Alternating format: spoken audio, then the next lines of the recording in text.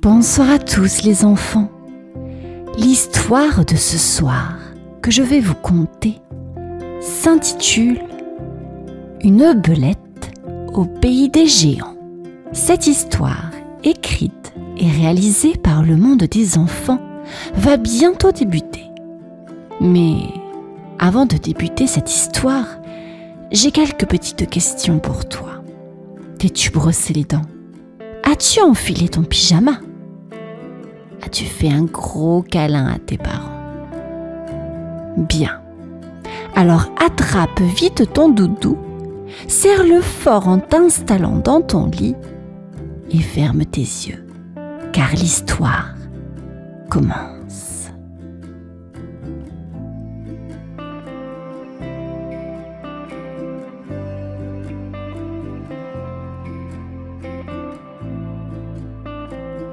C'était la veille de Noël, et Milo, une petite belette pleine de curiosité, était à la recherche de provisions pour sa famille. En fouinant près d'un vieux sapin, Milo découvrit une étrange clochette dorée, plus brillante que toutes les autres. Sans réfléchir, elle la toucha du bout de sa patte, et soudain, un tourbillon de neige apparut autour de lui. Milo fut aspiré dans une spirale scintillante et quand tout s'arrêta, il se retrouva face à une vision étrange. Les animaux autour de lui étaient devenus énormes. Les lapins étaient aussi grands que des rennes et les oiseaux avaient des ailes qui pouvaient obscurcir le ciel. Milo se rendit vite compte qu'il avait été transporté dans un monde où les animaux étaient tous des géants. Les arbres semblaient atteindre le ciel et les moindres brindilles avaient la taille de troncs. Mais au lieu de paniquer, il réalisa qu'il devait trouver une façon de rentrer chez lui. Avec courage, il se mit en marche, espérant que quelqu'un pourrait l'aider dans ce pays où tout semblait différent. Milo marchait prudemment à travers les herbes hautes qui étaient maintenant pour lui comme une forêt dense. Chaque pas était une aventure et chaque bruissement un mystère. Soudain, il aperçut au loin un grand mouvement. Un écureuil géant bondissait d'une branche à l'autre, provoquant un vent si fort que Milo dut s'accrocher à une feuille pour ne pas être emporté. « Je dois rester prudent », se dit-il. « Mais je trouverai un moyen de m'en sortir. » Alors qu'il avançait, il remarqua des traces énormes sur le sol, des empreintes qui semblaient appartenir à un animal qu'il n'avait jamais vu auparavant. Milo les suivit, pensant qu'elle pourrait le conduire à quelqu'un qui pourrait l'aider. Après un long moment, il entendit des rires et des bruits de pas lourds. Il se cacha derrière un buisson et aperçut un groupe énorme.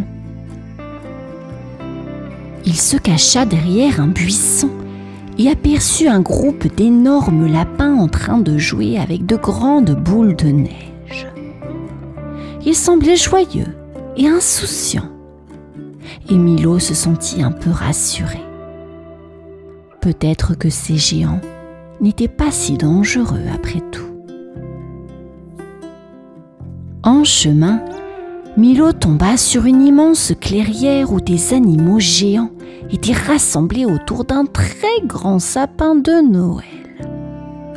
Ces animaux, qu'on appelait les géants de neige, étaient en train de se disputer violemment.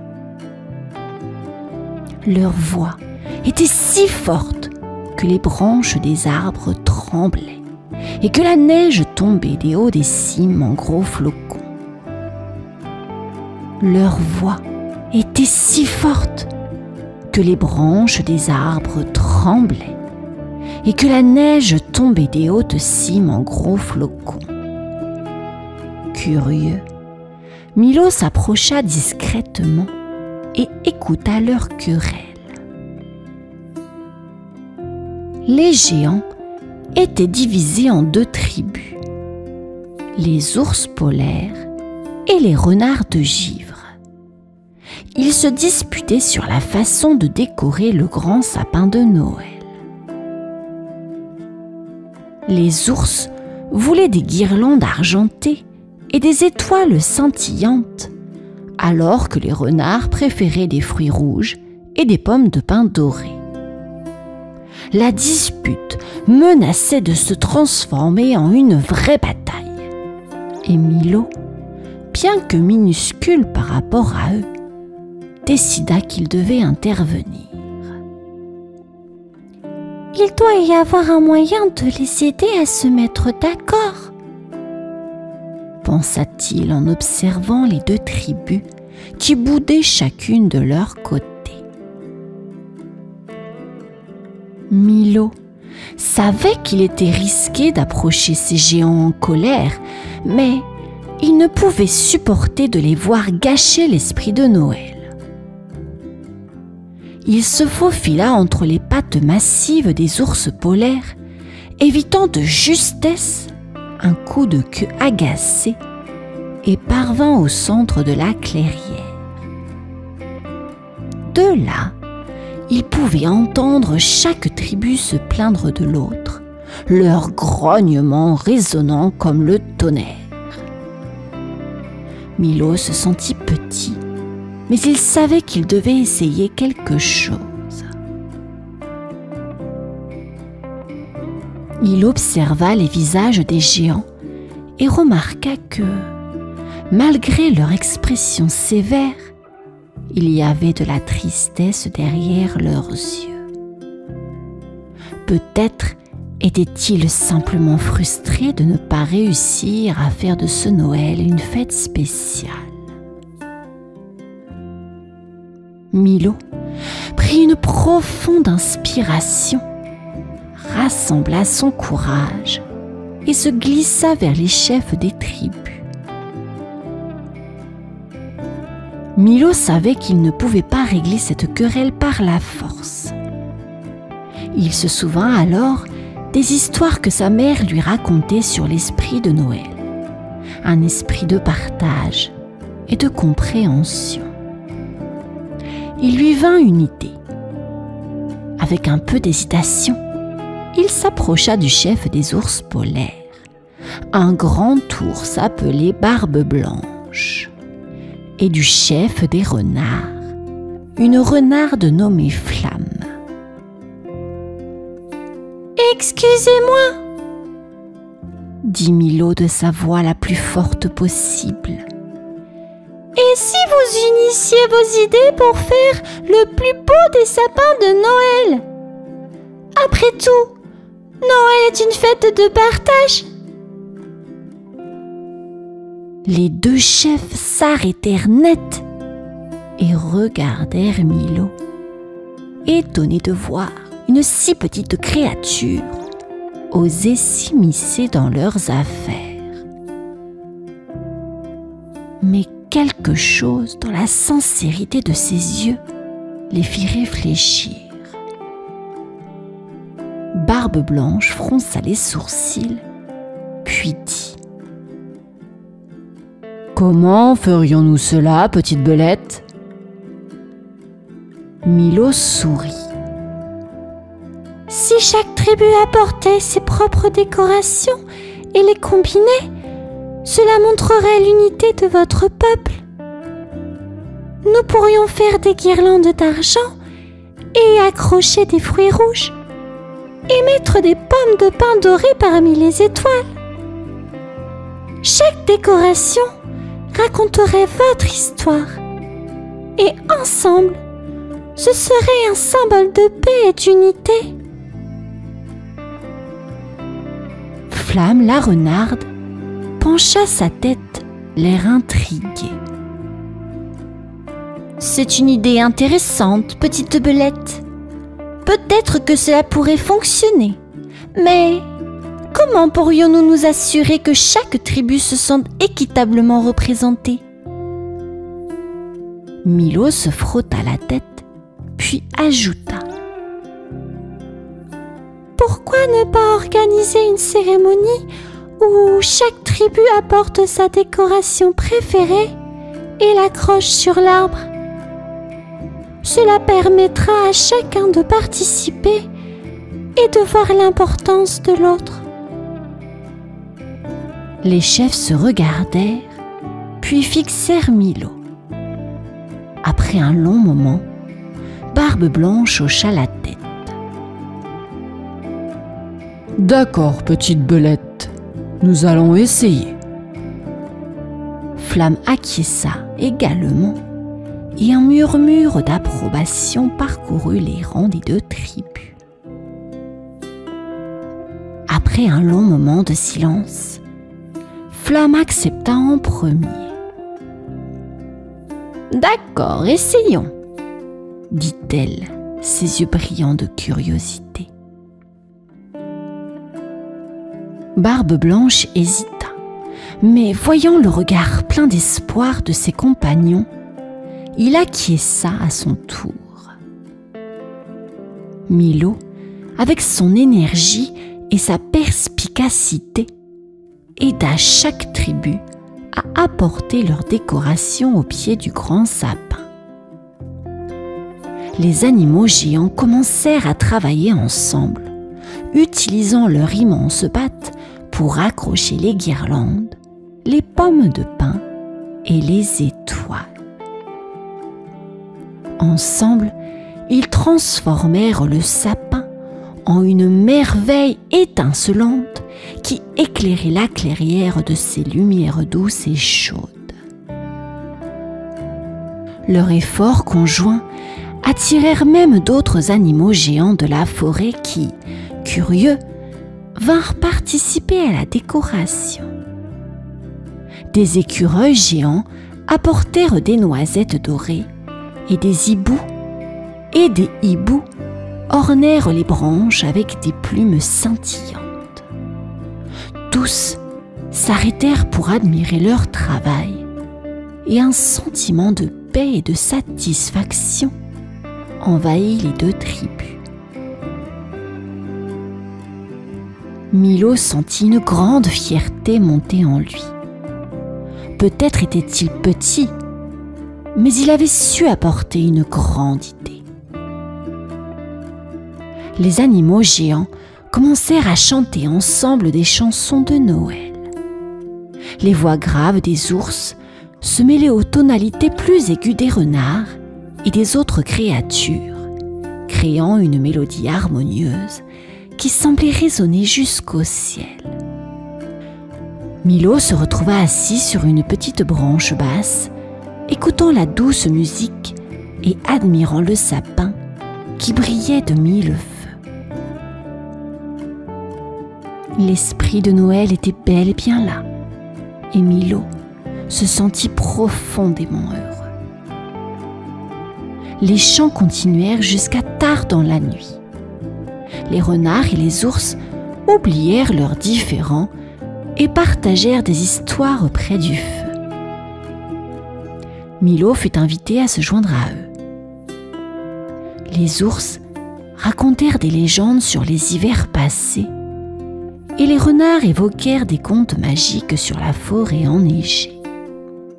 Milo écoutait avec fascination, se sentant pour la première fois véritablement inclus dans ce monde de géants. Il réalisa que la magie de Noël ne résidait pas seulement dans les décorations, mais dans le partage de moments précieux avec les autres. La nuit de Noël était enfin arrivée. Les géants de neige se réunirent autour du sapin et Barbe Blanche prit la parole. « Petit Milo, dit-il, tu nous as appris que la taille ne fait pas tout, mais que le courage et la bonté sont bien plus importants. Pour te remercier, nous avons un cadeau pour toi. Flamme apporta une étoile dorée, bien plus petite que les autres décorations.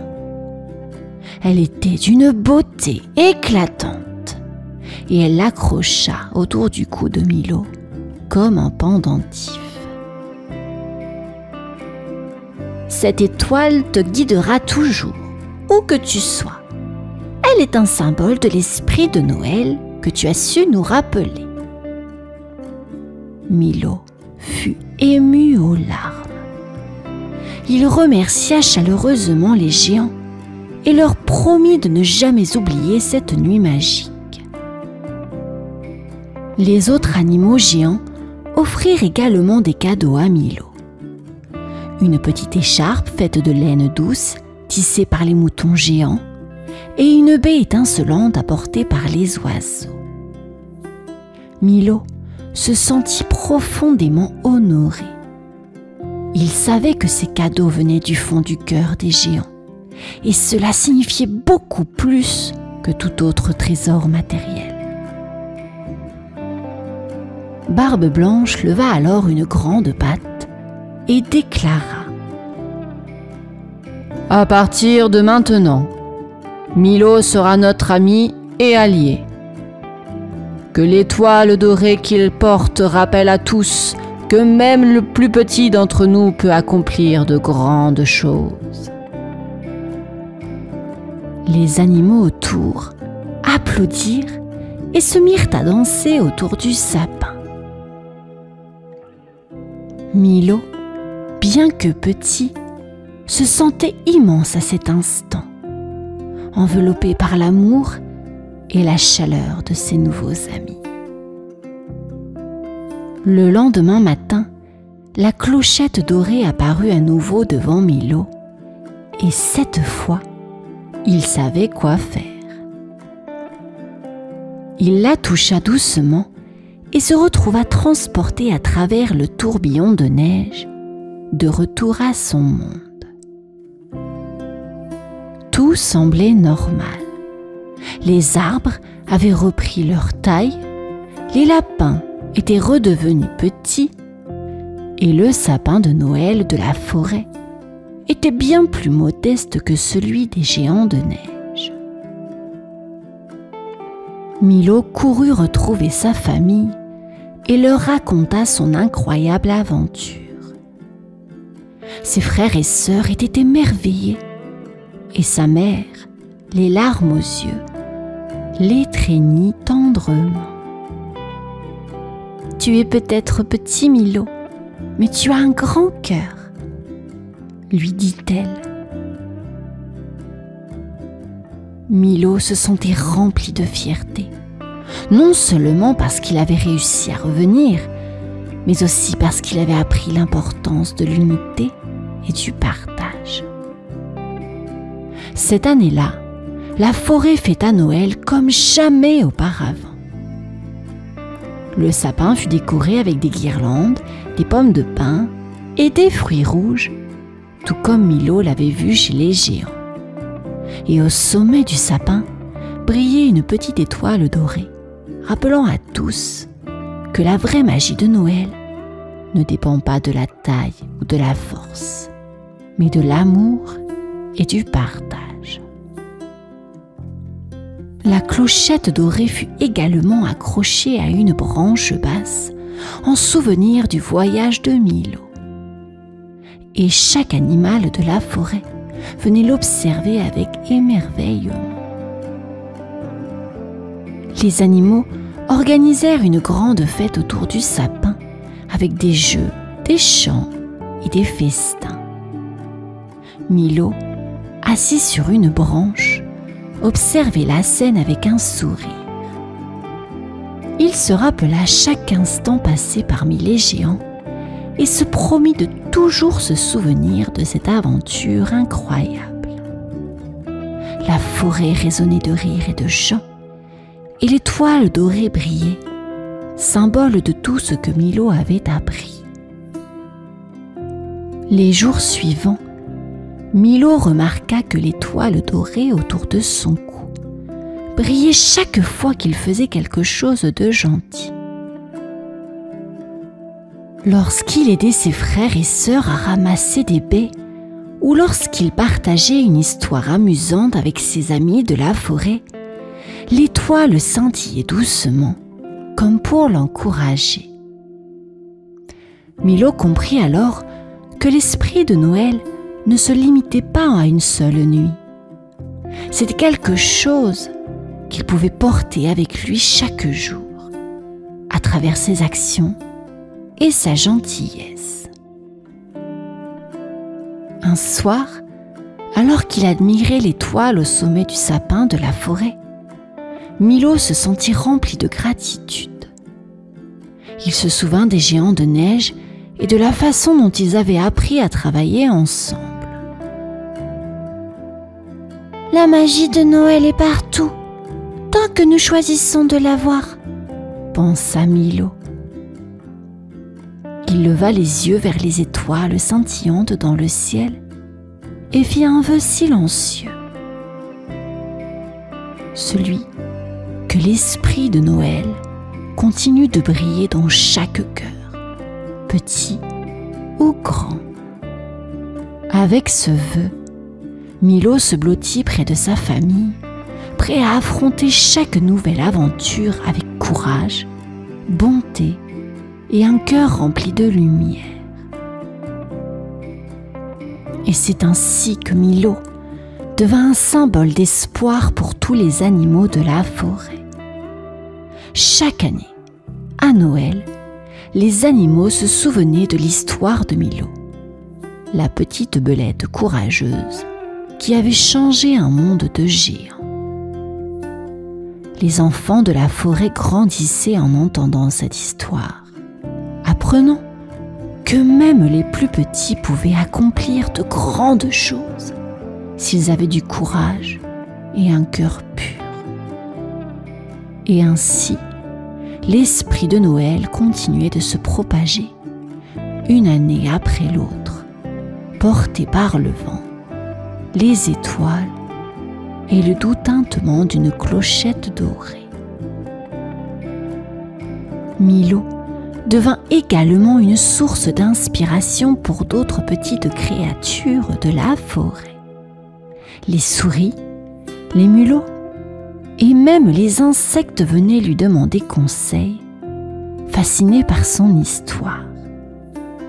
Il leur racontait comment l'unité et l'amour avaient transformé une nuit de dispute en une célébration magnifique. L'étoile dorée ne cessait de briller, rappelant à tous que la bonté et le courage pouvaient illuminer même les jours les plus sombres. Et chaque hiver, lorsque la neige commençait à tomber, Milo se souvenait de son aventure et se rendait au grand sapin de la forêt. Là, il regardait l'étoile au sommet et pensait aux géants de neige. Il savait que quelque part, dans un autre monde, ces géants pensaient aussi à lui. L'esprit de Noël les unissait tous, peu importe la distance, et cela remplissait le cœur de Milo de chaleur et de bonheur. Fin de l'histoire, les enfants. Je vous souhaite une bonne nuit. À bientôt.